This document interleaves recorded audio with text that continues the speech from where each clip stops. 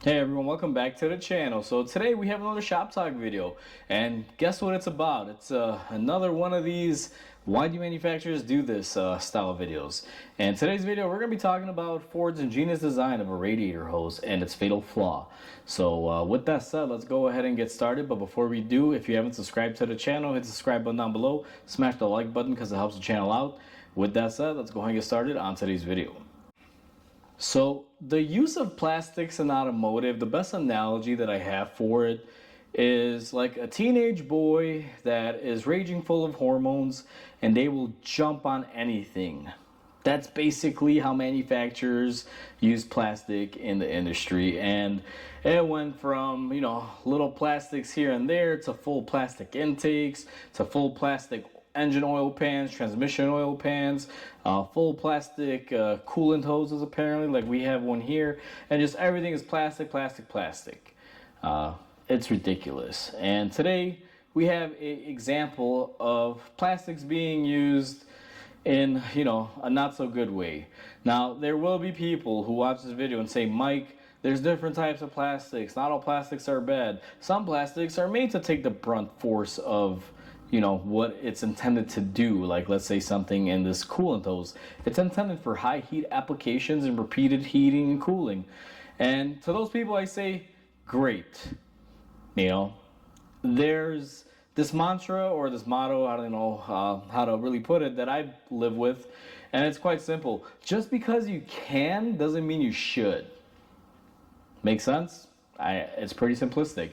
And this is one of those cases that, yeah, just because there's thermoplastics that, you can heat up to like 500 degrees or even 1,000 degrees or whatever the application might be, doesn't mean that it's a great idea to use plastic, because typically what happens is it's only good for the manufacturer who's making that part for purposes of it's cheaper and lighter. If you're trying to get around, like, gas regulations make cars lighter and stuff like that. Because if you had a metal tee in this hose, I'm pretty sure it would be a lot heavier than, this is, because metal weighs a little bit more.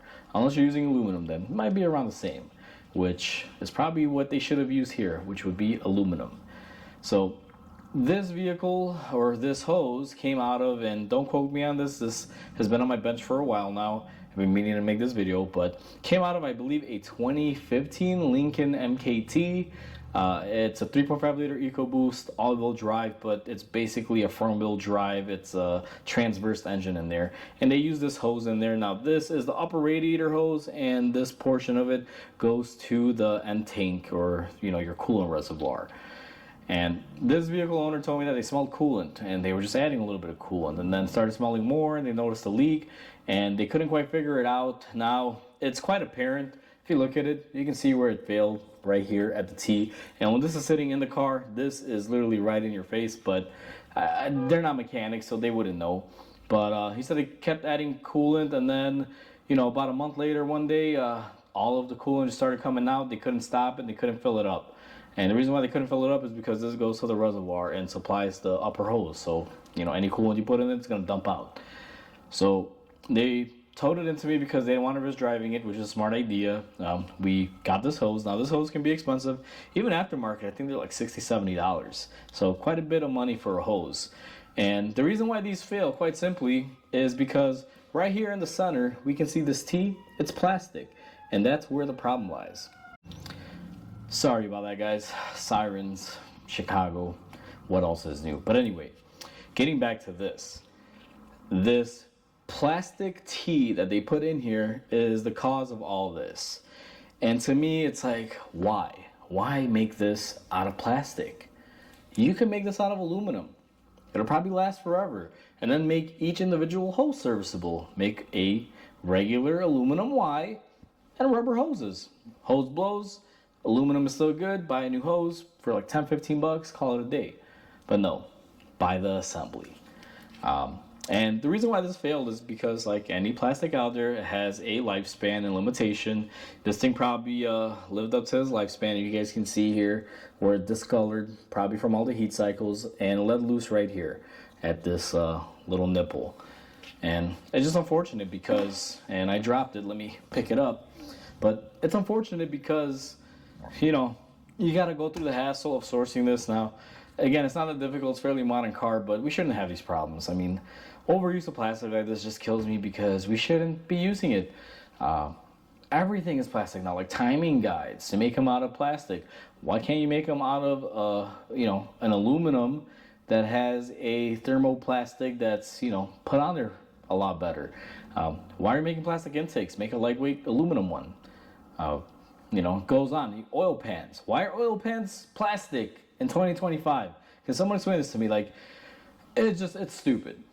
That's why earlier in the video I made the analogy that manufacturers or automotive manufacturers and most manufacturing, to be honest, they are like a horny teenage boy that'll jump on anything because they will literally use plastic in anything and everything they can. And if they can't, they still will try. And they'll fail horribly, but they'll try.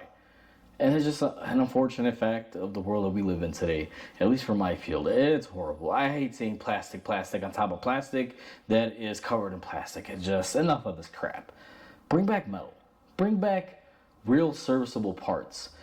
Don't make this garbage that in the engine, out the engine, and trash it. It's more waste, and it has less service life. It's pointless. Now, I'm not one of these eco freaks or one of these people that, does crazy recycling or anything. Now, I do my part. I recycle and I try to take care of the earth because, we all live here. But stuff like this, I mean, think about it. Just for some profit and some fuel mileage maybe because it's lighter and savings, they're putting more crap in the landfill. And trust me, guys, I'm not the type of person that's going to be like, oh, no, you should recycle. I mean, I do it for my personal stuff, but I'm not a tree hugger, if I guess you want to call it that, and that sounds horrible to say. Hopefully I don't offend anyone, but it's like stuff like this just makes more waste. Why? Shouldn't do it. At least metal, if this T were to break, take out the rubber hoses, melt it down, make a new T. What are you gonna do with this? Break it into little pellets and use it on a playground or whatever they use plastic for. I don't even know. I don't think they can recycle it. Just goes in a landfill. Anyway, this is pretty much going off on a tangent, so I'll leave it at that. Just wanted to show this to everyone and, showcase another example of how manufacturers are screwing everyone over, and simple as that, because they're so happy to use plastic and everything. So, like always, comment, like, and subscribe because it definitely helps the channel grow.